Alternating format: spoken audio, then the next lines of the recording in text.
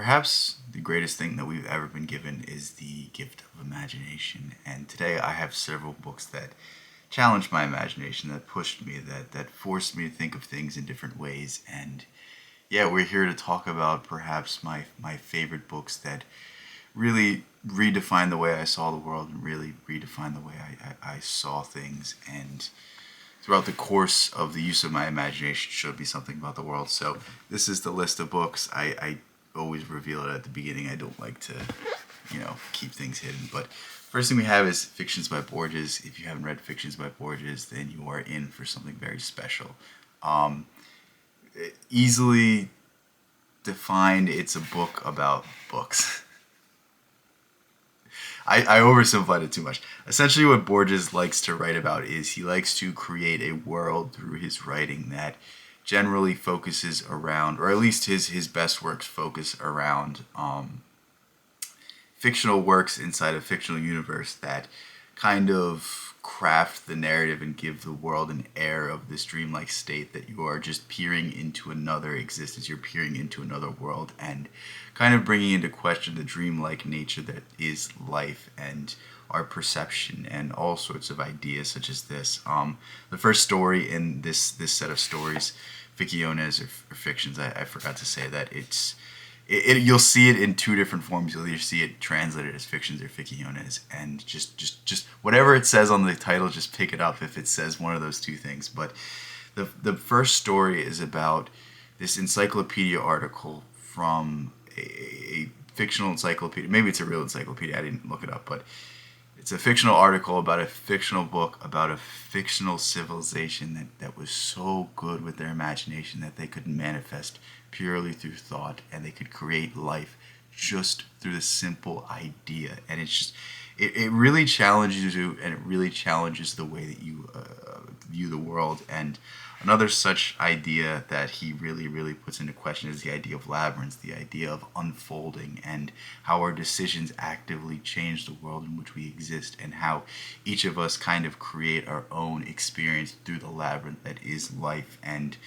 there's so many beautiful metaphors that are hidden inside of Borges' writing, and it's not just these more esoteric ideas. There's also stories that are much simpler, that are much less profound, but still have a great weight to them. And that's really what I love about Borges, is that he writes in so many different styles. He carries so many different aspects to him. He is a very complete person. Like, for a lot of Borges' life, he was writing and really subsisting and surviving on just writing news articles and writing in different newspapers and different publications about various different topics, from movies to politics to certain philosophies to certain writers. And it's just, you can see it all combined into this one work, and I really think it's his best thing that he ever wrote, and I really urge you to pick it up. But with that said, we'll get into the next author, which is William Blake. And right here I have the complete poems by William Blake.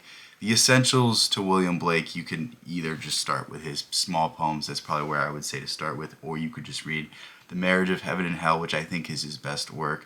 I've read bits and pieces of his other stuff. I haven't devoted an extreme amount of time to reading Blake, because the thing about Blake is Blake writes in this mythic tone, and it's almost like a text that has to be deciphered. It's almost something that has to be parsed from. It reminds me in certain ways of Ulysses, that it's not really meant to be understood, it's meant to be felt, it's meant to be kind of, you have to have an intuition about what he's trying to say. And essentially you can break down Blake's argument to the idea that the world is but a difference in imagination. The world is but a difference in how we apply our creativeness and our creative abilities to each and every scenario. And essentially there's this very famous quote that Aldous Huxley wrote in The Doors of Perception, which probably is the biggest reason why people still remember William Blake, because The Doors of Perception is a very famous book, and a very, you could see it in every Barnes and Nobles. It's all there. But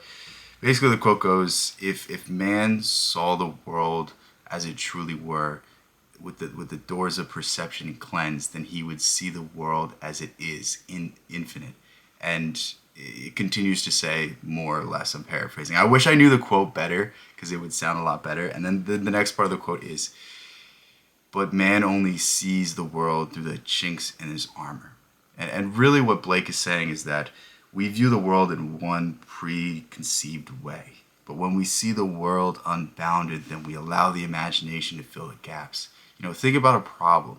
Think about imagining yourself solving the problem. But then you go about the way of how you have to solve it. You go about the steps. You go about all the things that have to happen and fall into place and align perfectly. And what you did there is you just laid out a path that if it doesn't go that way, you can't get to that end state. But imagine if you just existed in that end state and you just thought about that and you just allowed your mind to relax into that idea.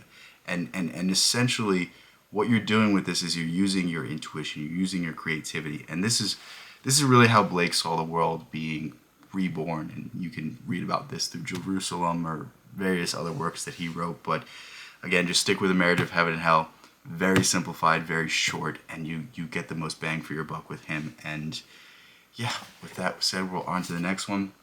Next one is perhaps the second most famous one on this list after Frankenstein, which is what we're going to cover last, because I really think Mary Shelley is the first and last place to go when you talk about imagination, because she kind of defined an entire struggle and existential existence that we're dealing with today with her work. But The Metamorphosis by Kafka, probably his most famous work, I want to say. I think this is, if you're going to read one thing by Kafka, it should be this, because you get the most of what he has to offer in this. It's very short. I think it's around 100 pages or so, and essentially you understand what Kafka's style is. You understand what his worldview is. You understand that he has this almost absurdist ideal to things, that what is meaning? Why do we assign so much meaning to things? And what happens in the absence of meaning? And I don't want you to get into the weeds of things with Kafka and see it as nihilism or see it as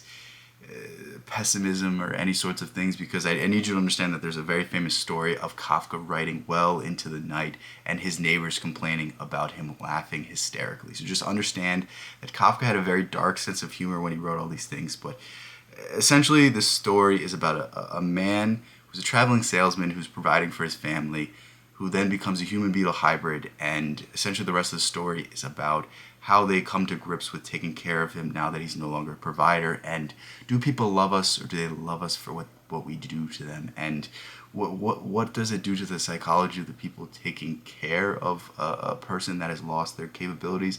And what does it do to the person themselves?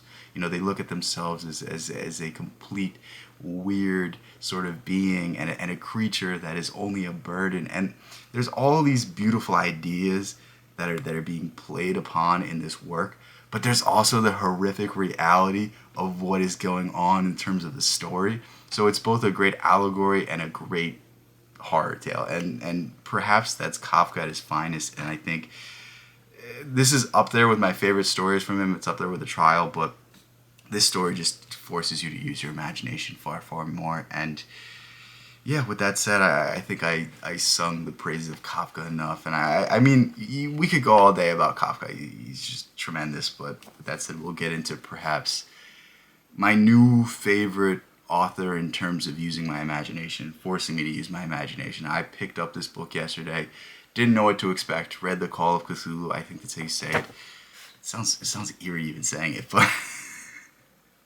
looking over my shoulder. But I didn't know what to expect from H.P. Lovecraft. I truly didn't. I've heard a lot of stuff. Obviously, the name is synonymous with pop culture and synonymous with horror. And, I knew of the name. I didn't know anything. And I've seen, obviously, the various depictions of the cryptids and stuff, whatever you want to call them. But, I really didn't want to pick this up. I was told to continually pick this up, but I'm not interested in horror. I don't like horror movies. It's not really my thing. I can appreciate a good one, but it's not like something I seek out. So I was like, why am I going to read a book about it? Why am I going to spend time with it? But I was really pleasantly surprised that I was turning the page. And the thing about H.P. Lovecraft is it's not really, like, the story's not really important. Like you know what's going to happen. You do. It's something weird's going to happen. Something scary is going to happen. You know there's going to be some terrible thing. Like, it's not what it's about. But what it's about is the air that it creates, the emotion that it creates, the fear and the feelings, and the hair standing up at the back of your neck. That's the only place I have hair, but I always gotta make fun of myself, right? Keep it light, especially when we're talking about Lovecraft. But there's just something to the stories, and I don't know if I've ever been forced to use my imagination so much in a book, and it was really a nice change of pace because I picked up a book and I read like 2 paragraphs of it, and I'm like, this isn't doing anything for me. This isn't exciting me in any way. And I think what my main interest for the next however many months, however many weeks is going to be just exercising my imagination, using it to the benefit of these stories and the benefit of reading things that are really forcing me to think and really forcing me to think in unique ways. I'm tired of building systems. I'm tired of reading philosophies. I'm tired of being bounded by, as Blake would say, the doors of perception and the things that I've seen in my life. I want to see more. I want to see the things that I can only see through the use of my mind. And yeah, Lovecraft is a great place to start with that. And if you like horror, you're really gonna love this. The last thing we have is Frankenstein by Mary Shelley, and I would say this might be the most approachable of any of these books. I think you could read Frankenstein at probably 14 or 15 years old. That's when I read it for the first time. I loved it then. Reread it, only loved it more because it still carries the same philosophical depth with just a easy story to understand. You could either take it as the story, or you could take it as the allegory of what Shelley's trying to present, which is the eternal struggle between man and progress. Is progress good for us? Is it worth giving up the life we already have for the sake of more? And it's really this eternal struggle for greatness, this eternal struggle that we saw with Caesar, that we saw with Alexander, that we saw with Napoleon. Like, when is enough enough? And it's kind of coming to a head in the modern day and age where we are being faced with the idea that there's going to be technology that's outside of our control, that there's technology that's going to be more powerful than human beings, that is going to uproot the entire way of life of human beings. And I'll let you read the book to get her take on it, but dude, the amount of just iterations of Frankenstein, the amount of influence that Frankenstein has had, like, I really think it's just a reskinning of the Faust narrative, but I think Shelley just did something in this, and she just made this so universally appealable that it's just, I love this book so much. I love talking about this book, and it's making me want to reread it just talking about it right now to you guys. But if you're going to read one book on this list, I would probably say Frankenstein. Second might be the Metamorphosis by Kafka, just because it's so short and you're just going to get so much from it. But I love Frankenstein so much. Probably my top 5 favorite books of all time. But yeah, with that said, I love you guys so much. Thank you guys so much. Thank you guys for making it 13 minutes into a video of me ranting and raving about my imagination and what stimulated it the most. It's kind of crazy to me that anyone would want to pay attention. But if you want more to read, I will... Oh wait, this is the wrong copy. I will tell you guys to also read the book that I wrote recently. This is just a selection of, not a selection, a collection of poems that I put together over the course of, I want to say 2-3 months, and I really enjoyed making it. That's probably gonna be the last book of poetry I write for a very long time. I'm transitioning into writing more shorter stories and stuff, so hopefully I'll have the inspiration. Hopefully I will be using my imagination to the benefit of myself and the people that want to read these sorts of things. But yeah, with that said, for the time being, just look at that. I also have another book as well, but I don't have a copy with me right now. It's so funny that I have a book out, but I don't have a copy of it. That's how you know I'm all over the place. But yeah, with that said, now we're 14 minutes in, and I'm just rambling, so I'll let you guys go. Thank you guys. Peace out. I'll catch you in the next one. Love you guys so much.